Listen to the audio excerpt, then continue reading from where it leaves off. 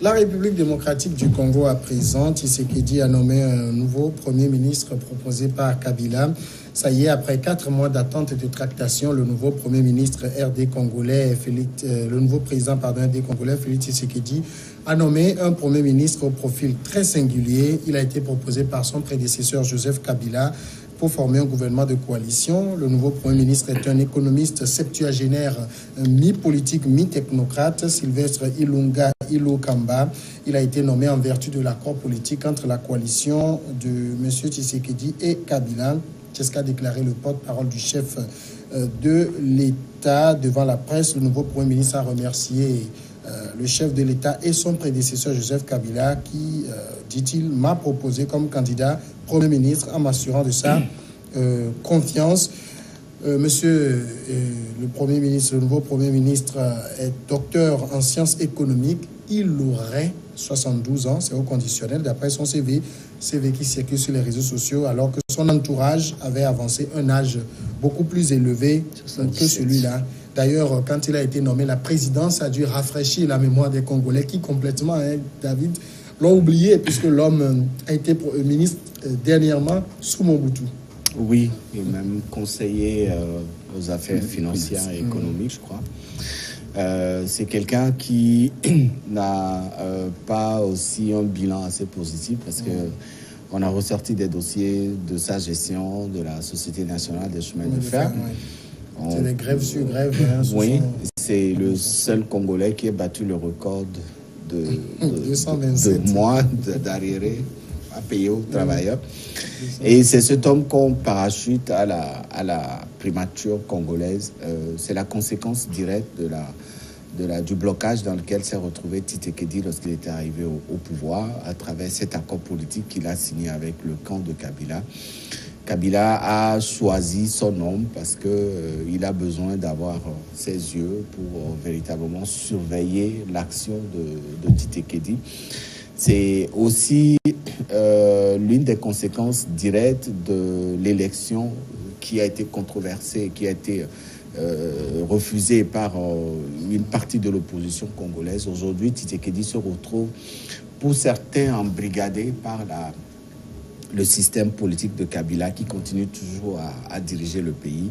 Ce Premier ministre qui est arrivé n'est pas celui que le peuple congolais attendait véritablement. S'il fallait mettre 4 mois pour aller dégoter quelqu'un qui a été ministre, qui a été directeur général d'une si grosse société, qui a laissé un bilan assez négatif de tout son parcours, les Congolais avaient mieux à faire. C'est aussi l'expérience qui a été pendant très longtemps mise en pratique là-bas parce que Kabila aujourd'hui n'a pas cédé, il n'est plus au pouvoir aujourd'hui, mais il continue toujours par diriger le pays à travers le Sénat, à travers l'Assemblée nationale. Le président Tshisekedi est là. Heureusement que ces derniers jours, on a pu comprendre un peu qu'il a envie de prendre ses marques avec les grosses décisions qu'il avait eu à prendre.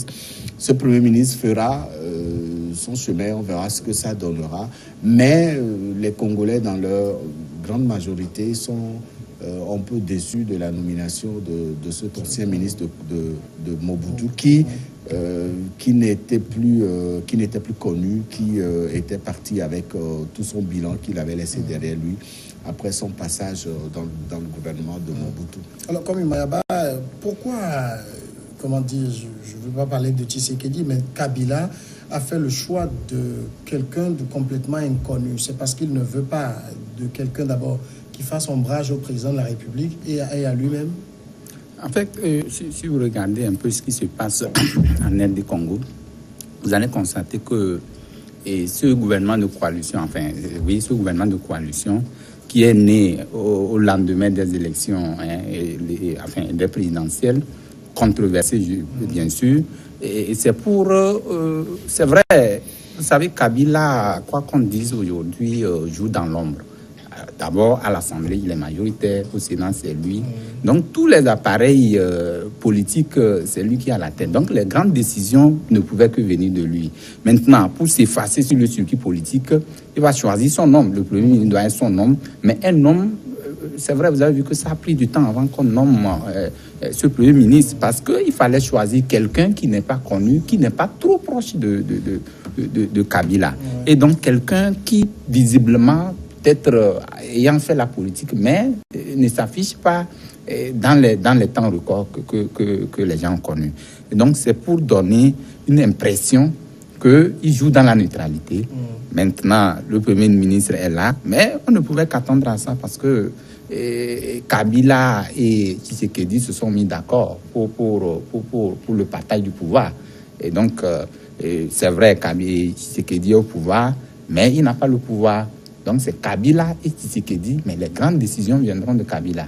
Comme l'a dit Chris tout à l'heure, et David tout à l'heure, j'allais. Et donc, c'est progressivement ou petitement que Tshisekedi prendra ses marques au sein de ce gouvernement ou de ce pays. Donc, nous allons demander visiblement que les gens n'ont qu'à garder patience parce qu'il fallait ça pour sauver la RD Congo. Chris, quand on parle quand même d'un inconnu, voilà un vrai inconnu.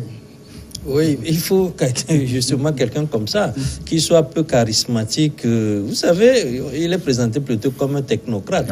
On ne parle pas forcément de ses compétences en tant que responsable de société ou bien, mais surtout quelqu'un qui peut faire en sorte qui peut joindre les bouts et qui soit assez conciliant avec les uns et les autres. Et puis, n'oublions pas qu'il a travaillé avec Mobutu, sans que je puisse dire qu'il est moboutiste. Il faut quand même dire aussi qu'il doit être un peu proche aussi de Bemba, qui est un pion que nous oublions souvent. Bemba qui est un moboutiste, il faut le dire. Et celui-là, je crois qu'on est en train de trouver quelqu'un qui fasse l'affaire, qui fasse la liaison entre les différentes tendances. On n'a pas besoin de quelqu'un, d'un Premier ministre qui soit... On ne cherche pas l'oiseau rare pour construire le Congo, mais on cherche quelqu'un qui, pour rendre compte, pour faire la liaison entre les différents ministres, qui est autant accepté à droite comme à gauche. Mais ce n'est pas un oiseau rare qu'on cherche. Et un oiseau rare du point de vue de ses compétences en tant que chef de gouvernement, en tant qu'économiste, ce n'est pas tellement ce qu'on lui demande de faire, de venir faire valoir ses compétences en économie. Je crois que si c'est pour ça, je crois qu'il y a... Kabila peut trouver un économiste parce que c'est quelqu'un qui est resté au pouvoir quand même pendant plus de 10 ans. Et Tshisekedi qui a aussi ses hommes. Je crois qu'on cherche, on ne l'a pas fait venir pour ses compétences professionnelles, mais pour quelqu'un qui peut être accepté par les différentes tendances. Et puis, un Premier ministre en Afrique, en fait, c'est qui? C'est quelqu'un qui fait je dirais pas, mais qui anime, qui rencontre, qui rassemble les gens et qui rencontre. Mais les présidents en Afrique sont généralement aux affaires. Vous savez, très récemment, au Sénégal, Macky Sall s'est dit que un Premier ministre de ce genre-là, il n'en a pas besoin parce que tout le monde sait que ce n'est pas le Premier ministre qui décide, mais il exécute peut-être la politique de quelqu'un. Il représente souvent le chef de l'État. Et si c'est ce rôle-là, je crois que ce n'est pas forcément parce que c'est quelqu'un qui est bien, qui est compétent qu'on a cherché, mais quelqu'un qui politiquement est effacé, mais qui est visible de tous les côtés et qui peut permettre à Tshisekedi d'être à l'aise et qui peut permettre à Kabila aussi d'être à l'aise. Mais je crois que le combat va se poursuivre au-delà de ce Premier ministre-là parce qu'il ne peut pas empêcher ce combat entre les deux poids lourds, c'est-à-dire Tshisekedi et Kabila, le président et le président Tshisekedi et Kabila. Le combat va se poursuivre. Mais ce que je voudrais dire pour terminer, c'est que si on a mis 4 mois pour trouver un premier ministre, ça voudra dire voudra tout dire sur la rudesse de la chose au niveau de Kabila aussi. Parce que si cela devait passer comme il était à la poste, on l'aurait fait depuis 2 semaines après, ou 3 semaines, ou bien au plus 1 mois après. Mais si il a fallu mettre 4 mois, c'est sans doute parce que on a besoin forcément de l'avis du président. Voilà, parce que les gens ont dit que le président ne pèse rien, que tout le pouvoir est entre les mains de l'ancien président, ce qui n'est pas acceptable. Parce que si vraiment c'est lui qui détient la totalité du pouvoir, il aurait pu nommer le Premier ministre en 2 semaines ou en 3 semaines ou au plus grand tard en un mois. Mais s'il n'a pas pu le faire, c'est qu'il avait besoin d'avoir l'assentiment du président, et je crois que maintenant, ce n'est pas le plus difficile. Maintenant, il y a le gouvernement, la répartition des postes, etc. On va voir quelle est l'alchimie qu'ils vont mettre en œuvre pour trouver rapidement. Ceux-ci, on a mis 4 mois pour trouver un premier ministre, et je crois qu'en principe, si ils doivent avoir 40 ministres ou 35 ministres, il faut peut-être multiplier 4 mois fois 35, ça va être trop. Le mandat risque d'être fini. Alors, on sait quand même que le président Félix Tshisekedi avait besoin d'un premier ministre qui exécute sa politique, mais apparemment, ce n'est pas le profil qu'il lui faut pour cette tâche. Non, mais il le savait depuis quelques heures après son élection. Il savait qu'il ne pourra pas avoir un Premier ministre qui exécutera son programme, puisque l'accord a prévalu que le Premier ministre soit nommé dans le camp de Kabila. Et je vois mal un Premier ministre proposé par Kabila exécuter totalement le programme du président actuel. Je pense que Tshisekedi est parti pour traverser une période assez instable dans les premières années de sa présidence, avec la nomination de ce Premier ministre. Mais je veux aussi bien croire que pour l'intérêt de la RDC, c'est-à-dire qu'aujourd'hui, il y a eu beaucoup de sacrifices qui ont été faits. Kabila a accepté de partir. La Senko a accepté de valider l'élection de Tshisekedi quand on connaît sa position, la position qu'elle avait prise après. Fayoulou s'est tué un peu. On ne l'entend plus comme au début ou comme quelques jours après la proclamation des résultats. Katumbi est rentré au pays. Je pense qu'il faut maintenant compter avec tout le peuple congolais. Il faut penser d'abord au peuple congolais. Il faut mettre de côté les petits conflits politiques et comprendre que la RDC a besoin de redécoller.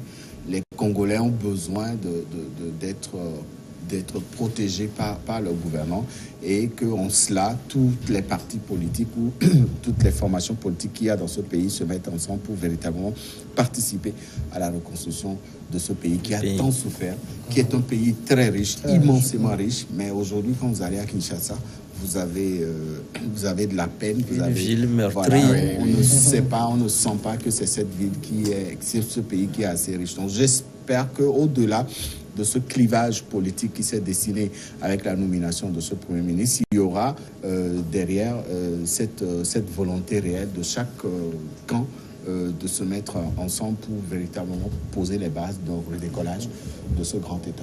Mais alors, le nouveau Premier ministre, à qui va-t-il rendre compte? Tshisekedi ou Kabila? Non, la question n'est pas posée. Non, il rencontre le président de la République. C'est pas lui qui l'a nommé. Non, c'est un personnage de consensus. Mais c'est comme ça. Loyalement, il rencontre le président de la République qui est au pouvoir.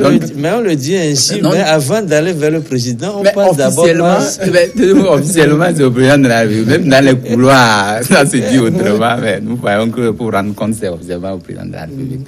Et donc, je dis que beaucoup de sacrifices ont été consentis pour arriver là où nous sommes. Enfin, la RD arrive là où elle est aujourd'hui.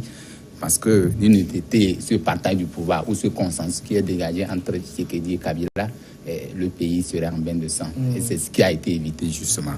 Et donc, au-delà de tout... Mais est-ce que vraiment la RDC aurait eu un bain de sang si, par exemple, on avait proclamé les vrais résultats de la présidentielle? Samuel, attendez. Qui aurait versé le sang?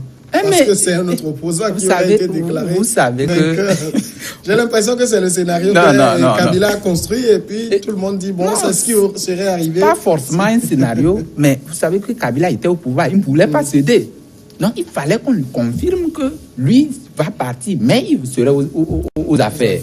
Donc s'il fallait programmer, par exemple, Fayoulou, pour que Fayulu, nous connaissons la position de Fayulu, il viendrait et mettrait...